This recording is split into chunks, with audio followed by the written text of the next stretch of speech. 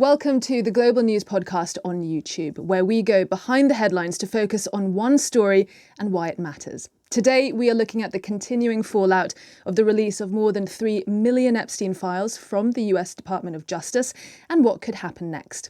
Well, today I'm joined by our North America correspondent, Nomia Iqbal. Nomia, great to have you with us. You've covered this from the beginning.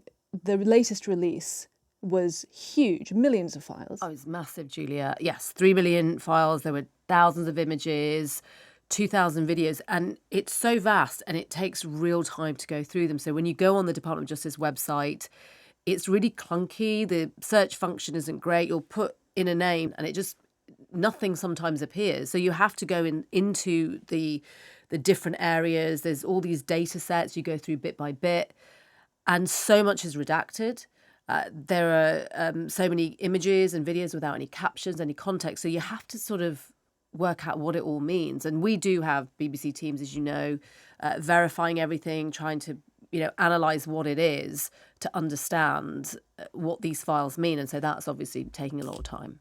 So all these files are out for the whole world to see. And yet, despite the fact that there is so much information out there, it's not resulted in any further arrests. And that has really upset victims and lawmakers because they want accountability. I mean, they've been pressuring the Trump administration to release these files, which relate to all the criminal investigations into Jeffrey Epstein. I mean, the only person to ever be held to account was Ghislaine Maxwell. As we know, his co-conspirator. She's serving a 20-year sentence. She's actually trying to appeal a sentence at the moment and saying that she was just a scapegoat for his crimes. He died by suicide in 2019 in a jail cell. She was convicted of basically being his sidekick and luring the victims into his world. And actually, I should mention that the accuser's accounts were included in this document tranche. And so they appear to track the court testimony from the accusers at her trial. But yeah, there's just not been any arrest or criminal investigation. I just want to quote you what the Deputy Attorney General Todd Blanche said when he was asked about this. He said, new charges for anyone are unlikely. So much of this is because of the statute of limitations. And he said the whole point of us releasing all this stuff is that the entire world can look at it now and see if we got anything wrong. That sounds like they are outsourcing a lot of this investigation. So who is actively, on a governmental level, actually investigating Epstein? So we know that the police can't do it because of statute of limitations. So you've got the Congressional Committee, and the Congressional Committee is made up of this particular committee, Democrats and Republicans. It's led by a Republican. And so they are investigating Jeffrey Epstein, but they don't have the power to charge anyone. All they can do is summon people to give evidence. But here's the thing, if you're not a US citizen, you don't have to do it. Nothing compels you to do it. So take the former Prince Andrew or Lord Mandelson. They are British, but they could issue a summon or a subpoena, as they call it in America, and they would only be arrested if they then step on US soil. But that's just the likelihood of that, is so small. So I guess in the end, what's happening is that you're sort of relying on publicly naming people as a way of holding individuals to account, and that's a really poor substitution for criminal justice system. And so, yeah, that's what's upset survivors and lawmakers who are saying, well, we want not just transparency, but we want actual accountability. Nomia, we've seen a number of revelations here on this side of the pond as a result of this massive dump of files.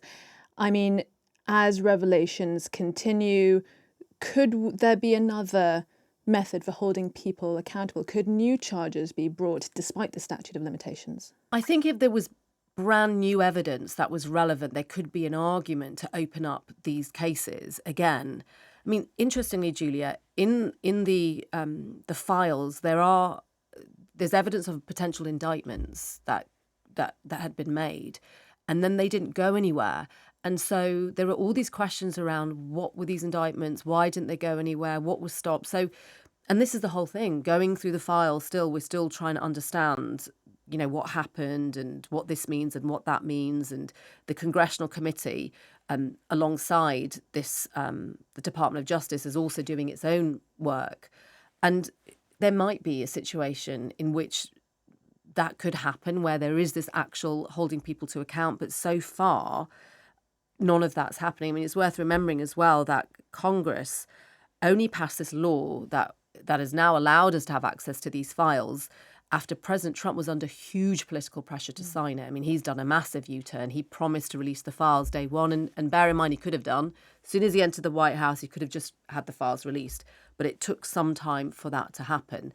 And so, yeah, survivors, lawmakers are all just, it's not satisfying the people that are demanding transparency. Nomia, let's talk about the Clintons, because this latest disclosure from the DOJ happened on a Friday. By Monday night, something happened, which was that the Clintons said that they would appear before Congress after previously insisting that they would not comply. Talk to us about that. It's a staggering U-turn. I mean, it was only earlier this month they sent a 4-page letter to the committee which suggested they were in for a protracted fight with them. They wouldn't, they said they wouldn't respond to the subpoena. They felt that there was some partisan politics going on. And I think that's true. There is some of that. I mean, even though the committee is made up of Republicans and Democrats, which shows you there's this Epstein as a common, is an issue that unites both sides. There is some of that going on. The Clintons feel that there's too much focus on them. Yes, Bill Clinton did have a relationship with Jeffrey Epstein that goes back to the 1990s, early 2000s. We saw in December those pictures of him in the swimming pool with Ghislaine Maxwell. They've been pictured together, but he's always denied any wrongdoing. And it's worth mentioning, just because you're in the files doesn't mean there's any wrongdoing. And he said that he wasn't aware of any of Jeffrey Epstein's crimes, but they feel that there's been too much of a focus on them. They want others held to account in terms of answering questions by the Congressional committee. But this U-turn means that they will now attend a hearing potentially. We don't know what it will look like, but President Clinton was in danger of becoming the first president to be held in contempt by Congress because they're due to vote on it. I mean, that might still go ahead. They might feel that they need to look at exactly how the Clintons plan to give evidence. But I think the fact that they've done this, like I say, is a staggering U-turn. But I suspect it's also it's a way that the Clintons are sort of saying to others, including the President Trump, who's been named in the documents multiple times, although, again, no evidence of any wrongdoing, that if we're going to give evidence, then everyone should give evidence. All right. Thank you, Nomia. You've been watching the Global News podcast here on YouTube. And if you liked this video, don't forget to subscribe so you never have to miss another episode. If you have any ideas for any stories you'd like us to cover, please do leave a comment below. Don't forget, you can always stay up to date with all the latest world news with the Global News podcast, wherever you get your podcasts.